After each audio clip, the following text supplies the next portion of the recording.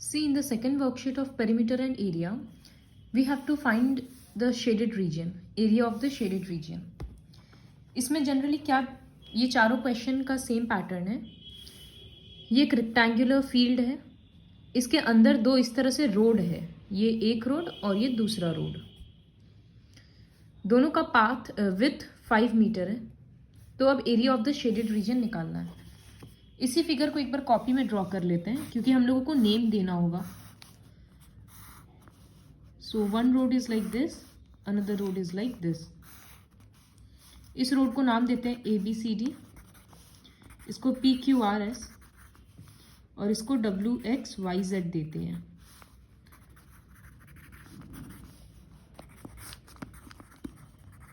तो देखो, जब हम ABCD का एरिया निकाल रहे हैं तो वो ये पोर्शन हो गया. फिर जब हम PQRS का एरिया निकाल रहे हैं तो ये वाला पोर्शन हो जाएगा. तो ये मिडिल का जो WXYZ है, ये इस तरफ से एरिया निकालने में भी कैलकुलेट हो गया और इस तरफ से भी कैलकुलेट हो गया. तो इसका मतलब ये 2 बार कैलकुलेट हो गया ना. तो एक बार हम लोगों को इसको सब्ट्रैक्ट करना पड़ेगा. तो क्वेश्चन ऐसे लिखेंगे. पहले लिख रहे हैं एरिया ऑफ ABCD. ये एक पतला सा रेक्टेंगल के जैसा है, तो लेंथ इंटू ब्रेथ होगा. लेंथ कितना है BC, या फिर AD ले सकते हैं, एक ही बात है. और ब्रेथ होगा AB या फिर CD लिख सकते हैं. तो हम लिख रहे हैं AB इंटू BC. तो AB कितना है, 5 मीटर विथ है, तो AB के बदले 5 इंटू BC कितना बड़ा है, ये पूरा सब तो एक ही डिस्टेंस है ना, तो ये 50 मीटर के जितना बड़ा हो रहा है क्योंकि नीचे में ये लाइन 50 है. तो यहाँ लिखेंगे 50, एरिया है तो metre square. So this is 250 metre square. इसी तरह से एरिया ऑफ PQRS निकालेंगे. तो ये भी एक रेक्टेंगल है, ये वाला. तो इसके लिए क्या होगा, length into breadth, PQ into PR. फिर PQ भी 5 मीटर है और PR कितना लंबा है, देखो PR इस ब्रेथ के जितना लंबा हो रहा है ना, तो वो 35 मीटर होगा. तो 175 मीटर स्क्वायर. हम क्या बोले थे कि ABCD का एरिया और PQRS का एरिया ऐड करेंगे, लेकिन सिंस ये बीच का जो स्क्वायर है ये 2 बार काउंट हो जा रहा है, इधर से ऐड करने में भी और इधर से ऐड करने में भी, तो एक बार हम लोग इसका एरिया सब्ट्रैक्ट करना होगा. तो सबसे पहले एरिया ऑफ WXYZ होगा क्या, एरिया ऑफ WXYZ, ये एक स्क्वायर है, WX इंटू XY कर देते हैं. तो WX कितना है 5 मीटर और XY कितना है 5 मीटर, तो ये 25 मीटर स्क्वायर हो गया.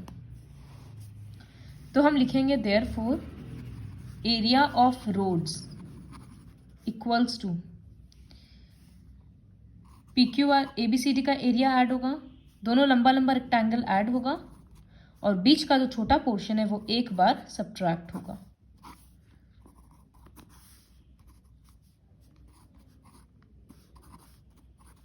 तो इस तरह से सॉल्व करेंगे. 400 मीटर स्क्वायर आ गया.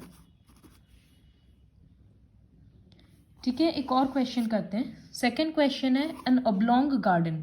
ऑब्लोंग मतलब भी रेक्टेंगुलर गार्डन. तो एक रेक्टेंगुलर गार्डन है जिसका मेजरमेंट है 60 मीटर बाई 55 मीटर. तो लेंथ बाई ब्रेथ दे दिए. अब बोला जा रहा है कि बीचों बीच से एक पाथ जा रहा है from the centre of each side, मतलब इस साइड के भी सेंटर से किस तरह से पाथ है और इस सेंटर के बीच से भी एक पाथ है. पाथ का विड्थ कितना है 2 मीटर. तो find the area of the roads, मतलब यही बीच वाला एरिया निकालना है. तो फिर से इसको नाम दे देंगे सपोज PQRS और इसको ABCD और बीच वाले को WXYZ, कुछ भी नाम दे सकते हैं. तो इस बार भी एरिया क्या होगा, area of PQRS plus area of ABCD minus WXYZ. तो PQRS के लिए लेंथ इंटू ब्रेथ, तो ये दिख रहा है एक डायमेंशन 2 मीटर है और इसका दूसरा डायमेंशन इतना लंबा है, तो ये किसके बराबर हो रहा है? 55 मीटर के बराबर। तो PQRS का एरिया होगा 2 इंटू 55। फिर ABCD का एरिया क्या होगा? ये AB कितना सा है? 2 मीटर और ये BC कितना बड़ा हो रहा है? 60 मीटर, तो वो होगा 2 इंटू 60 और माइनस क्या करना है? ये बीच का छोटा सा एरिया, तो ये 2/2, तो 2 इंटू 2। तो जैसे पहले स्टेटमेंट्स लिखे थे वैसे लिखना है। फिर इसमें एक एडिशनल क्वेश्चन है, also find the cost of constructing at 50 per metre square. तो जो भी एरिया ऑफ रोड्स आएगा कॉस्ट के लिए उसमें 50 मल्टीप्लाई कर देंगे। तो इसी तरह से क्वेश्चन 3 और क्वेश्चन 4 कंप्लीट करना है। सिर्फ सिंपल सा बात याद रखना है कि बड़ा रेक्टेंगल, दोनों बड़ा रेक्टेंगल ऐड होगा, बीच का छोटा वाला स्क्वायर सब्ट्रैक्ट होगा। क्यों? क्योंकि वो 2 बार काउंट हो जा रहा है।